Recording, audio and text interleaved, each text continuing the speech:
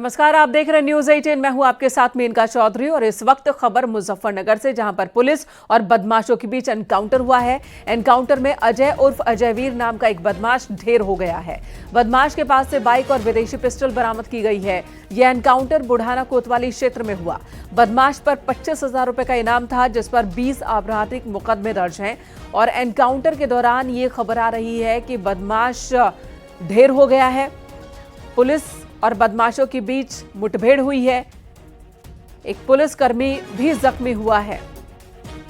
विनेश पवार हमारे साथ इस वक्त फोनलाइन पर मौजूद है। विनेश, इस एनकाउंटर के बारे में बताएं। ये एनकाउंटर कब हुआ, कैसे पुलिस और बदमाश आमने सामने हुए?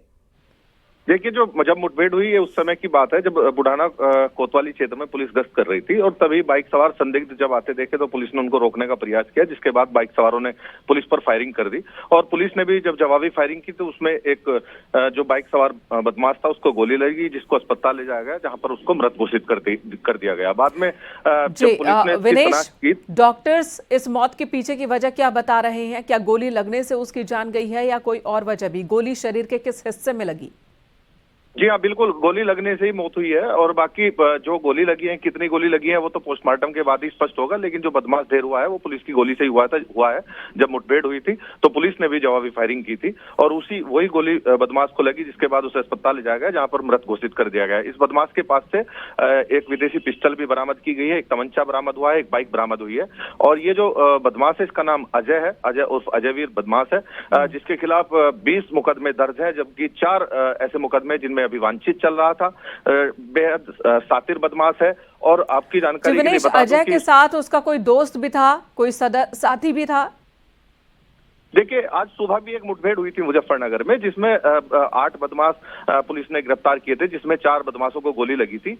ये जो बदमाश मुठभेड़ में ढेर हुआ है, ये उसी गैंग का शातिर अपराधी था जो अब मुठभेड़ में ढेर हुआ है। और इसके जो साथी थे वो 8 साथी इसके सुबह गिरफ्तार हुए थे, जिनको भी 4 गोली लगी थी। ये एक ऐसा गिरोह है जो बड़ी लूट और डकैती की वारदात को अंजाम देता है। तो कुख्यात गिरोह का हिस्सा, विनेश धन्यवाद इस वक्त पूरी जानकारी देने के लिए। कुख्यात गिरोह का हिस्सा अजय उर्फ अजयवीर, जिसे पुलिस ने एनकाउंटर में ढेर किया है। पुलिस लगातार एक्शन चला रही है और उसी बीच ये एनकाउंटर भी हुआ है। अगली खबर, राहुल गांधी ने दिल्ली में संभल पीड़ितों से मुलाकात की है। जी हां, संभल हिंसा से जुड़ी ये खबर है। संभल हिंसा में पीड़ितों से मुलाकात की है राहुल गांधी ने, और ये मुलाकात हुई है दिल्ली में उनके आवास पर। 10 जनपद में संभल पीड़ितों से मुलाकात। तो 10 जनपद पर संभल पीड़ितों से राहुल गांधी ने मुलाकात की है। बड़ी खबर इस वक्त आ रही है। संभल में पथराव हुआ, विवाद हुआ और कई लोग जख्मी हो गए। इस हिंसा में जाने भी गई हैं और 10 जनपद पर संभल के प्रभावितों से राहुल गांधी ने मुलाकात की है।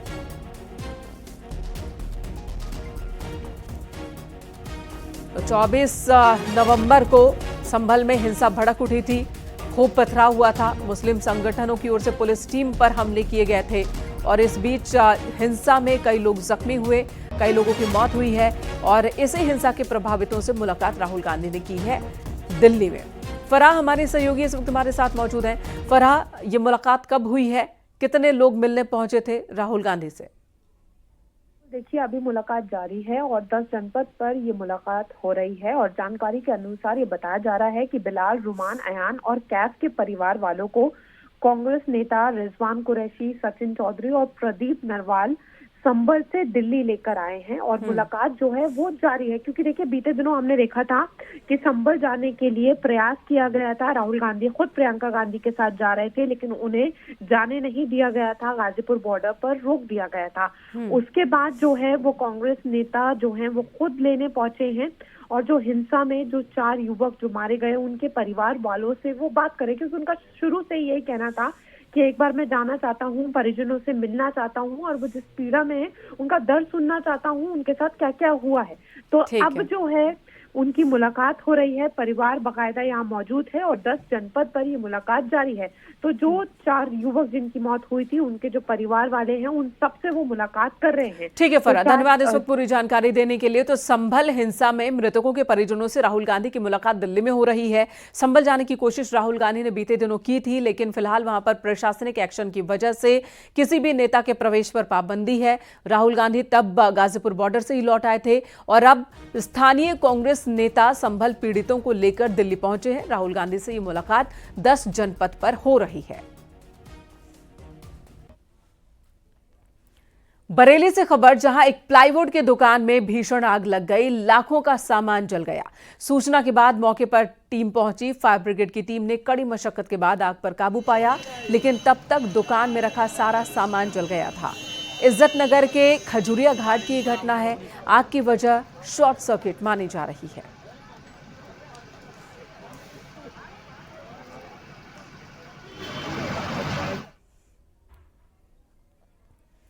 और अगली खबर गाजीपुर से, जहां एक ट्रक में अचानक ही आग लग गई। बताया जा रहा है कि हाई टेंशन लाइन छूने से ट्रक में अचानक आग लग गई।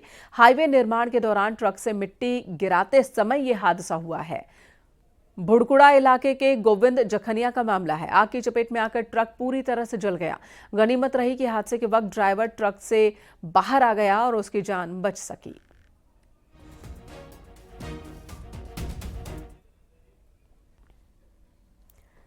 आजमगढ़ पुलिस ने बाइक चोर गिरोह का खुलासा किया। पुलिस ने गिरोह के 8 सदस्यों को गिरफ्तार किया है। आरोपियों से चोरी की 7 बाइकें बरामद की गई। इनसे पूछताछ में बाइक चोरी की 12 वारदात का इन्होंने खुलासा किया है। ये गैंग हरियाणा, दिल्ली और जौनपुर में सक्रिय था। आरोपी भीड़ वाली जगहों से बाइक चोरी कर गैराज ले जाते थे, उसके पार्ट्स खोल देते थे और बाद में उन्हें कबाड़ की दुकान पर बेच देते थे। पुलिस के इस ऑपरेशन में 3 आरोपी फरार हो गए। इसमें जो मेन अभियुक्त हैं वो हैं प्रमोद कुमार। ये इनके द्वारा इसमें जो जितने भी कार्यालय हैं और जहाँ मोटरसाइकिल इस तरह से खड़ी रहती थी, वहाँ पे इनके द्वारा रैकी की जाती थी और रैकी करने के बाद में फिर मास्टर की देखे और ये मुनमुन चौहान और अंकित यादव और बबलू, इन सबको मोनू को इनको भेजा जाता था। ये लोग ये गाड़ियाँ वहाँ से लेते थे और इसको फिर उसके बाद में अवधेश चौहान। और आपको सीधे गोरखपुर लिए चलते हैं, जहां पर रैन बसेरों का जायजा लेने के लिए सीएम योगी आदित्यनाथ पहुंच गए। होटल में या फिर किराए से कोई भवन में रहने की स्थिति में नहीं होते हैं, ऐसे लोगों के लिए डबल इंजन सरकार ने स्थानीय निकायों में रेन बसेरा बनाए हैं, विश्रामालय बनाए हैं। महानगर के अंदर ऐसे विभिन्न स्थानों में आज हमें निरीक्षण करने, जो नए बने हैं उनका उद्घाटन करने और उनमें शुभारंभ करने के साथ साथ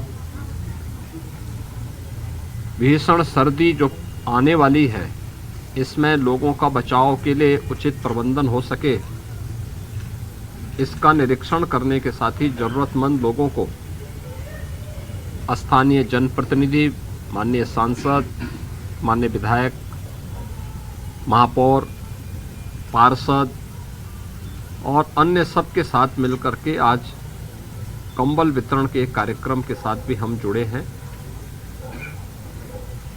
गोरखपुर महानगर में ऐसे 8 से 10 स्थानों पर निराश्रित लोगों के लिए, बेसहारा लोगों के लिए व्यवस्था दी गई है। यद्यपि पिछले 10 वर्ष में प्रधानमंत्री मोदी जी के नेतृत्व में बेघर लोगों के लिए प्रधानमंत्री आवास की योजना ग्रामीण और शहरी दोनों प्रभावी ढंग से लागू हुई है। 56 लाख ऐसे परिवारों को अब तक एक आवास उपलब्ध कराया जा चुका है और 4 लाख लोगों को बहुत शीघ्र ये आवास की सुविधा प्राप्त होने वाली है। उस सब के बावजूद शहरी क्षेत्र में अपने व्यवसाय के लिए, पटरी व्यवसायी, कोई उपचार के लिए आता है, कोई अपने किसी कार्य से आया वापस नहीं घर पहुंच पा रहा है, तो उसे रात्रि रुकने के लिए मजबूर होना पड़ता है। लेकिन उसके पास बहुत बार ऐसी स्थिति आती है कि उसकी इतनी क्षमता नहीं होती कि वो होटल में कमरा ले सके। लोकल स्तर पर धर्मशालाओं की जानकारी उन्हें नहीं होती है, तो आसान होता है कि वह रेन बसेरा में जाए जहां निःशुल्क रहने की व्यवस्था होती है। तो ये गोरखपुर सिटी के अंदर अन्य तमाम शहरों के अंदर इस प्रकार की सुविधा उपलब्ध कराई जा रही है। आज उसी का निरीक्षण करने के लिए हम लोग निकले थे और इसी बहाने वहाँ पर ये सुविधा दी जा रही है। दूसरा, हम लोगों ने राज्य सरकार की तरफ से भी पहले चरण में 4 लाख ऐसे लोगों को जो ज़रूरतमंद हैं, बेघर हैं या निराश्रित हैं, उनको उत्तर प्रदेश के अंदर ही बने हुए वे कंबल जो हमारे यहाँ पर जो कंबल कारखानों में बनाए गए हैं उन्हें वितरण करने की एक व्यवस्था भी दी है। इसके लिए हर जनपद को पर्याप्त धनराशि उपलब्ध कराई गई है और जनपदों से इस बात के लिए कहा गया कि वह स्थानीय जनप्रतिनिधियों के माध्यम से ज़रूरतमंद लोगों की सूची बना करके उन्हें ये उपलब्ध कराएं। ठंड से कोई व्यक्ति दम न तोड़े, ठिठुरने की स्थिति उसकी नौबत ना आने पाए, इसके लिए चाहे वह बेसिक शिक्षा परिषद में बच्चों के लिए स्वेटर की व्यवस्था के लिए धनराशि उनके अभिभावकों के खाते में उपलब्ध कराने का कार्य हो, चाहे ज़रूरतमंद परिवारों को कंबल उपलब्ध कराने का हो, या फिर आने वाले समय में शीतलहरी प्रारंभ होने के साथ ही सार्वजनिक स्थानों पर अलाव की व्यवस्था के लिए और निराश्रित न केवल नागरिकों के लिए बल्कि बेघरों के लिए बल्कि अन्य जीव जंतुओं के लिए भी ये व्यवस्था प्रभावी ढंग से आगे बढ़ाने के लिए एक शुरुआत है और इसीलिए मैंने आज यहाँ पे इस चीज़ों का निरीक्षण किया है।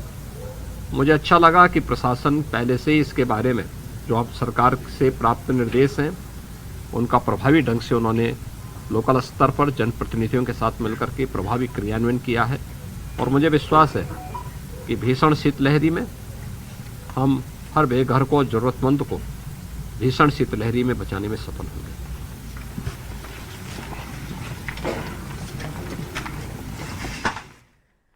गोरखपुर में रैन बसेरे के निरीक्षण के बाद सीएम योगी आदित्यनाथ ने कहा कि उनकी प्राथमिकता है, सरकार की प्राथमिकता है कि इस ठंड में किसी को परेशानी ना हो। जो बेघर हैं, जो असहाय हैं, उन्हें प्रशासन की ओर से पूरे इंतजाम मिले। रात के वक्त में सोने और ठंड से बचने के इंतजाम मुकम्मल करने के निर्देश मुख्यमंत्री ने यहां अधिकारियों को भी दिया। तो जरूरतमंदों की लिस्ट बनाकर उन तक सुविधाएं पहुंचाई जाए, ये कोशिश शासन और प्रशासन की है। फतेहपुर में 180 साल पुरानी नूरी जामा मस्जिद के अवैध हिस्से को आज बुलडोजर से गिराया गया। बुलडोजर की कार्रवाई के दौरान मौके पर भारी पुलिस फोर्स की तैनाती थी। दरअसल सड़क निर्माण के दौरान लोक निर्माण विभाग ने मस्जिद कमेटी को अवैध हिस्सा हटाने का नोटिस दिया था। नोटिस को 1 महीने का वक्त बीत चुका है, लेकिन अब तक मस्जिद कमेटी की ओर से कोई काम नहीं किया गया है। इस बीच मस्जिद कमेटी नोटिस मिलते ही हाईकोर्ट पहुंच गई। केस में 13 दिसंबर को हाईकोर्ट में सुनवाई होनी है। उधर पीडब्ल्यूडी का कहना है कि उन्हें अब तक हाईकोर्ट से कोई स्टे नहीं मिला है। नोटिस का 1 महीना पूरा हो चुका है और ऐसे में कार्रवाई की जा सकती है।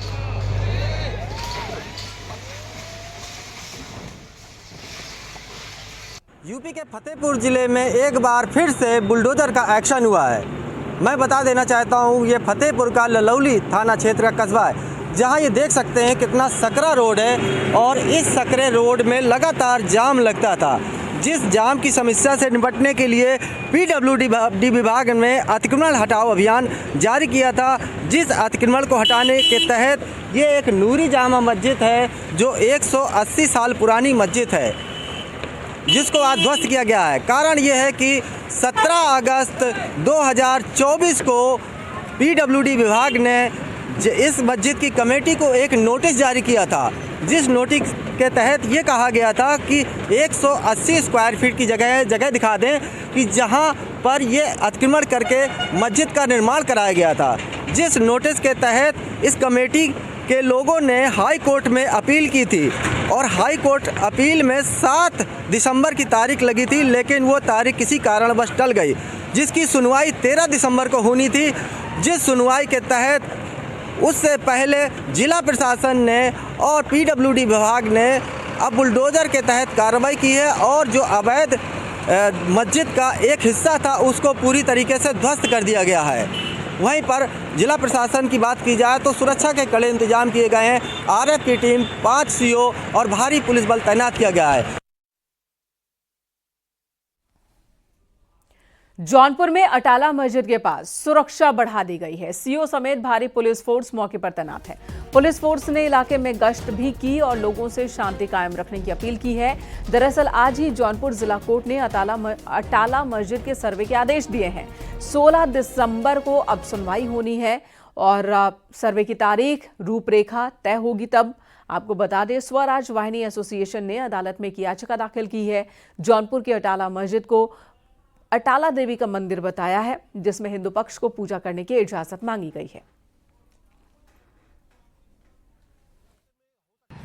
16 दिसंबर की तारीख अहम है, जिसमें ये तय होगा, क्योंकि मस्जिद पक्ष भी अभी अपना पक्ष रखेगा और मस्जिद पक्ष ने इस पर दावा किया है कि तमाम सारे जो मंदिर की बात की जा रही है बेबुनियाद है। 14वीं शताब्दी से ये मस्जिद है, तो ऐसे में हो सकता है कि अदालत में मस्जिद पक्ष अपना पक्ष रखे तो कुछ अदालत इसकी सुनवाई को एक तारीख और भी आगे बढ़ा सकता है। लेकिन अब तक की जो कानूनी प्रक्रिया थी, अब तक की जो कानूनी जो स्थिति है वो यही है कि अटाला मस्जिद पर अब कोर्ट कमिश्नर का सर्वे होगा और 16 दिसंबर को उसका स्वरूप तय किया जाएगा। फिलहाल आप ये देखिए कि फोर्स जगह जगह अब पेट्रोलिंग हो रही है। जगह जगह लोग जो है फोर्स यहाँ पर पेट्रोलिंग कर रही है। तमाम पुलिस के जो अफसर्स हैं ये अटाला मस्जिद रोड पर यहाँ पर कानून व्यवस्था बरकरार रखने के लिए यहाँ पर लगातार पेट्रोलिंग कर रहे हैं। तो 16 दिसंबर की तारीख बेहद अहम है, जब अटाला मस्जिद के सर्वे का स्वरूप तय होगा।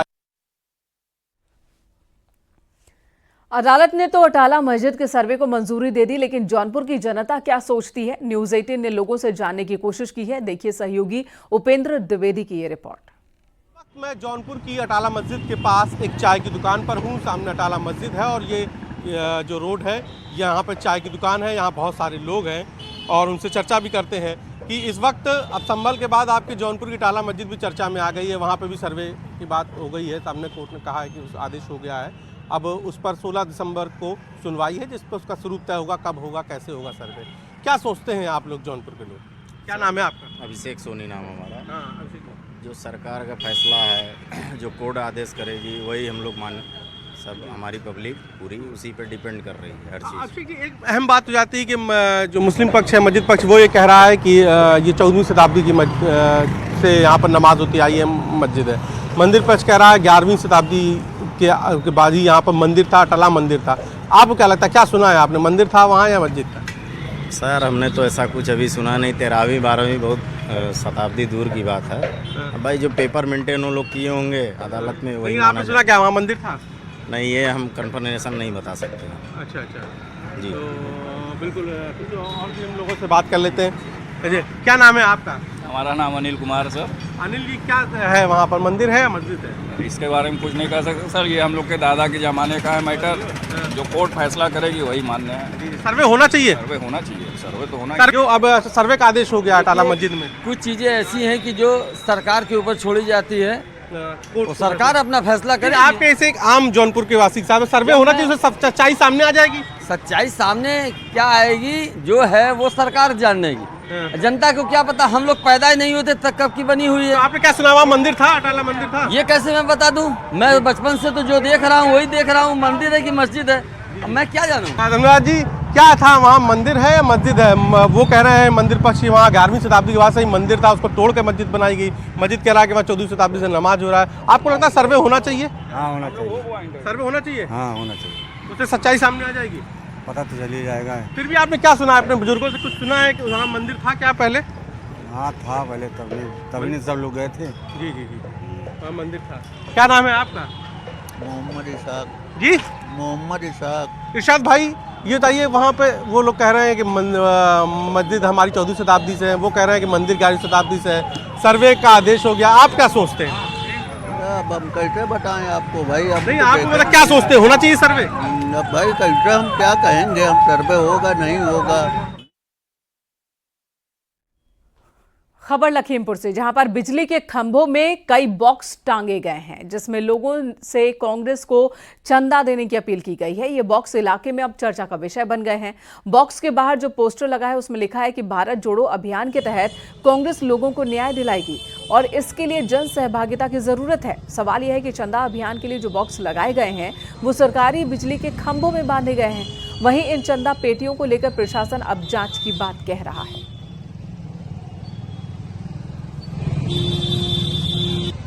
के लिए नगर पालिका अधिकृत है और उनकी दरों पर उनकी अनुमति से ही चिन्हित स्थानों पर विज्ञापन लगाए जा सकते हैं। कुछ कांग्रेस के पेटी लगाई है, नगर पालिका से कहा जाएगा और वो उसकी जांच होगी। पूरे देश में कांग्रेस एक अभियान चला रही है कि कांग्रेस दिलाएगी न्याय।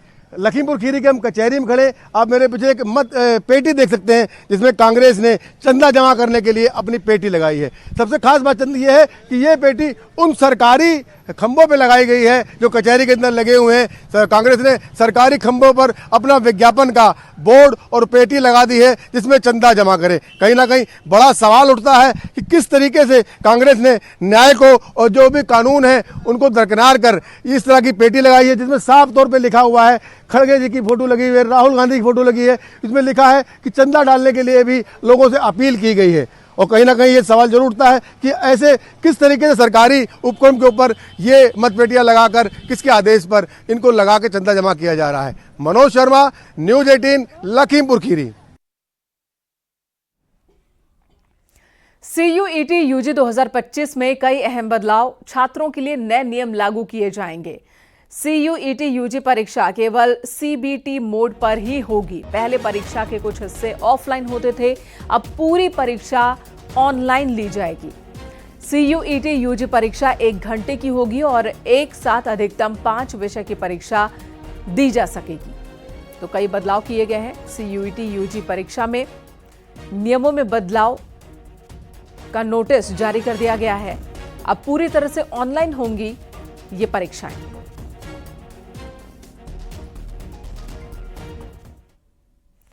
मथुरा में शादी में खाना खाने के बाद सैकड़ों लोग बीमार हो गए। ज्यादातर लोगों को उल्टी, दस्त और पेट दर्द की शिकायत हुई। मामला जाबरा गांव में हुए शादी समारोह का है। बताया जा रहा है कि दावत में रसमलाई खाने के बाद सबकी तबीयत बिगड़ गई। 200 से ज्यादा घराती और बाराती बीमार पड़ गए। स्वास्थ्य विभाग की टीम ने गांव पहुंचकर निरीक्षण किया, बीमार लोगों से बातचीत की। फिलहाल किसी की भी हालत गंभीर नहीं है।